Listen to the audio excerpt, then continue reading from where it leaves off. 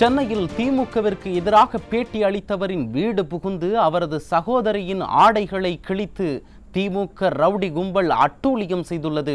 இது குறித்த விவரங்களை தலைமை செய்தியாளர் ஜெயக்குமார் வழங்க கேட்கலாம். வணக்கம் ஜெயக்குமார், விவரங்களை பதிவு பண்ணுங்க. வணக்கம் கண்ணதாசன். எம்எஸ்எம்இ என்று சொல்லப்படுகின்ற சிறு குறு தொழிலுடைய அந்த ஒருங்கிணைப்பு தலைவராக சரவணன் என்பவர் இருக்கிறார். திமுக ஆட்சியிலே இந்த சிறு குறு தொழில் எப்படி நசுக்கப்பட்டிருக்கிறது, எப்படி வாழ்வாதாரம் முடக்கப்பட்டிருக்கிறது, இவர்களுக்கான அனைத்து சலுகைகளும் எப்படி அநீதி இழைக்கப்பட்டிருக்கிறது என்பது குறித்து பேட்டி அளித்திருக்கிறார். இது தொடர்பாக காழ்ப்புணர்ச்சி காரணமாக குறிப்பாக திமுக அமைச்சர் ஒருவருடைய தூண்டுதலின் பேரில் அங்கே சென்ற உடன்பிறப்புகள் 5 பேர் கொண்ட அந்த குண்டர் கும்பல் வீட்டில், அதாவது அந்த சரவணன் என்பவருடைய சகோதரி இதய பிரச்சனை தொடர்பாக அறுவை சிகிச்சை செய்து கொண்டு அவருடைய வீட்டிலே மேல் சிகிச்சைக்காக தங்கியிருக்கிறார்.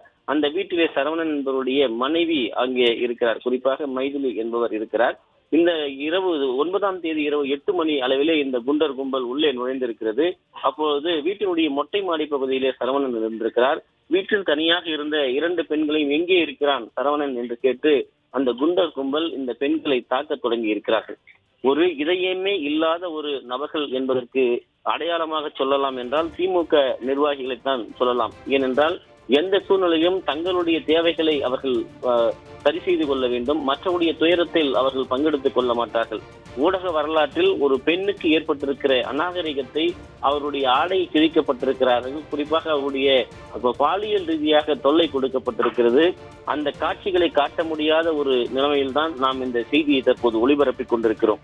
அந்த பெண் இதயம் அறுவை சிகிச்சை செய்து கொண்டிருக்கிறார், இதய நோயாளியாக இருக்கிறார். அவருடைய துணிகள் கிழைக்கப்பட்டு அவருடைய முழுமையாக அவர் மிகப்பெரிய அளவிலே தொல்லைக்கு உட்படுத்தப்பட்டிருக்கிறார்கள். கதறி இருக்கிறார்கள் அந்த பெண்கள். வீட்டில் இருந்த முதியவர்கள் எல்லாம் கத்தி இருக்கிறார்கள். இந்த சத்தம் கேட்டு முட்டை மாடையில் இருந்த அந்த சரவணன் என்கிற அந்த சிறு குறு தொழில் நிறுவனத்தினுடைய ஒருங்கிணைப்பு தலைவராக இருக்கக்கூடிய அவர் கீழே வந்து பார்க்கிற போது, இவனைத்தான் நாங்கள் தேடிக்கொண்டிருந்தோம், இவனைத்தான் இன்றைக்கு நாங்கள் கொல்ல வந்திருக்கிறோம் என்று சரவணனை தாக்கி இருக்கிறார்கள்.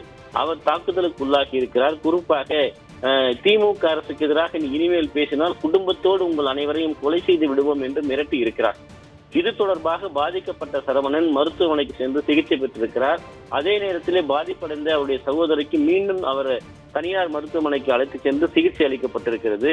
குறிப்பாக அறுவை சிகிச்சையினுடைய அந்த பின்புலத்தில் இந்த தாக்குதல்கள் அதிர்ச்சி, இதன் காரணமாக மேலும் அவர் அந்த இதய நோய்க்கு அதிகமாக இருப்பதாக கூறப்படுகிறது. இந்த சம்பவம் தொடர்பாக தாக்குதலுக்குள்ளான இந்த சம்பவங்களை அனைத்தும் ஒருங்கிணைத்து அந்த சரவணன் என்பவருடைய மனைவி நந்தம்பாக்கம் காவல் நிலையத்திலே புகார் அளித்திருக்கிறார். புகார் அளித்தவர்களையே இன்றைக்கு குற்றவாளிகளாக்கி அவர்களையே விசாரணை என்ற பெயர் அழைத்து அலைகழிப்பு செய்து பல்வேறு குற்றச்சாட்டுகளுக்கு ஆளாக்கக்கூடிய காவல்துறை தான் இன்றைக்கு தமிழகத்தில் இருக்கிறது என்று அவர் வேதனையோடு பதிவு செய்கிறார்.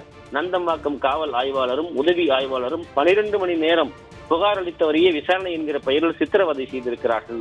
இதனால் ஒன்றுமே செய்ய முடியாத அளவிற்கு நிர்பந்தித்திருக்கிறார்கள். மேலும் இதை வெளியிலே சொன்னால் கொன்று விடுவேன் என்று மிரட்டப்பட்டிருக்கிறார்கள்.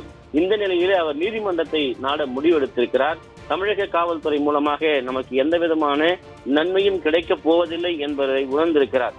வீட்டிலே இருக்கக்கூடிய ஒரு இதய நோயாளிக்கு பாதுகாப்பு இல்லை. தன்னுடைய கண்முன்னே தன்னுடைய சகோதரி நிர்மூலமாக்கப்படுகிறார். மனைவி கதறி கொண்டிருக்கிறாள். தடுக்க முடியாத ஒரு நிலையிலே கணவனுடைய கைகள் கட்டப்பட்டிருக்கிறது. திமுகவுடைய உடன்பிறப்புகளுடைய அட்டகாசம் இந்த அளவிற்கு தலைவிரித்தாடுகிறது. இந்த சம்பவத்திலே அந்த நந்தம்பாக்கம் பகுதியில் இருக்கக்கூடிய 158வது வார்டு திமுக கவுன்சிலர் பாரதி, அவரது கணவனாக இருக்கக்கூடிய ஆலந்தூர் திமுக இளைஞரணி பகுதி நிர்வாகியாக இருக்கக்கூடிய வெங்கடேஷ், திமுக முன்னாள் தலைவர் டில்லி பாபு மற்றும் அவருடைய உறவினராக இருக்கக்கூடிய இந்த கவுன்சிலருடைய உறவினராக இருக்கக்கூடிய ரவி என்பவர், இந்த 5 பேர் கொண்ட கும்பல் தான் இந்த தாக்குதலை நடத்தி இருக்கிறார்கள். மிகப்பெரிய அளவில் இரும்பு ராடு மற்றும் ஆயுதங்களை கொண்டு இந்த தாக்குதல் சம்பவம் அரங்கேற்றப்பட்டிருக்கிறது. 9ஆம் தேதி அளிக்கப்பட்ட புகாருக்கு இதுவரை நடவடிக்கை எடுக்காத அளவிற்கு காவல்துறைக்கு அழுத்தம் கொடுத்தது யார்? தமிழக முதலமைச்சர் கையிலே இருக்கக்கூடிய காவல்துறையுடைய கைகள் எப்படி கட்டப்பட்டிருக்கிறது? சுதந்திரமாக செயல்பட வேண்டிய காவல்துறை குறிப்பாக ஒரு இதய நோயாளிக்கு இங்கு அநீதி இழைக்கப்பட்டிருக்கிறது. பாலியல் ரீதியாக அவர் துன்புறுத்தப்பட்டிருக்கிறார். ஆடைகள் கிழிக்கப்பட்டிருக்கிறது. கொலை மிரட்டல் விடுக்கப்பட்டிருக்கிறது. ஆனால் இங்கே புகார் அளித்தவர்கள் அவர்களே மீண்டும் விசாரணை என்கிற பெயரில் 12 மணி நேரம் தொல்லை கொடுக்கப்பட்டிருக்கிறது. உடனடியாக இந்த சம்பவம் தொடர்பாக உரிய முறையில் விசாரணை நடத்தி நியாயம் கிடைக்க வேண்டும் என்று அந்த குடும்பம் கதறிக் கொண்டிருக்கிறது. இந்த சம்பவத்தை பார்க்கிற பொழுது இந்த சம்பவத்துக்கு பின்னால் இருக்கக்கூடிய நிலை என்னவென்றால், இன்றைக்கு தமிழகத்திலே திமுக ஆட்சியிலே யாருக்குமே பாதுகாப்பு இல்லை என்பதை இந்த சம்பவம் நமக்கு காட்டுகிறது. குறிப்பாக வீட்டில் இருந்த பெண்ணாக இருந்தாலும் சரி, பள்ளிக்கு செல்லக்கூடிய மாணவியாக இருந்தாலும் சரி, பல்கலைக்கழகம் செல்லக்கூடிய மாணவியாக இருந்தாலும், வீட்டில் இருக்கக்கூடிய பெண்களாக இருந்தாலும், வேலைக்கு செல்லக்கூடிய பெண்களாக இருந்தாலும், யாருக்குமே ஒரு பாதுகாப்பு அற்ற நிலைத்தான் இன்றைக்கு தமிழகத்திலே இருந்து கொண்டிருக்கிறது. பெண்கள் நடந்து செல்லவோ, பணிக்கு செல்லவோ, அல்லது பெண்கள் தங்களுடைய வீட்டிலே கூட தனியாக இருக்க முடியாத ஒரு அவல நிலைக்கு திமுக ஆட்சியிலே தள்ளப்பட்டிருக்கிறார்கள். பாதுகாப்பு என்பது கேள்விக்குறியாகி இருக்கிறது. நந்தம்பாக்கத்திலே நடைபெற்றிருக்கக்கூடிய இந்த அட்டூழியத்திற்கு பின்னால் இருக்கக்கூடியவர்கள் யாராக இருந்தாலும் இரும்பு கரம் கொண்டு அடக்கப்பட வேண்டும் என்பதுதான் அந்த பாதிக்கப்பட்ட சரவணன் மற்றும் அந்த மைதிலி அவருடைய சரவணுடைய சகோதரி அந்த குடும்பத்தினுடைய கண்ணீர் கோரிக்கையாக இருக்கிறது. கண்ணதாசன், திமுக ஆட்சியின் அவலம் குறித்து பேட்டி அளித்தவரின் வீடு புகுந்து அவரது சகோதரியின் ஆடைகளை கிழித்து திமுக ரவுடி கும்பல் அட்டூழியம் செய்துள்ளது. கூடுதல் விவரங்களை வழங்கியமைக்கு நன்றி ஜெயக்குமார்.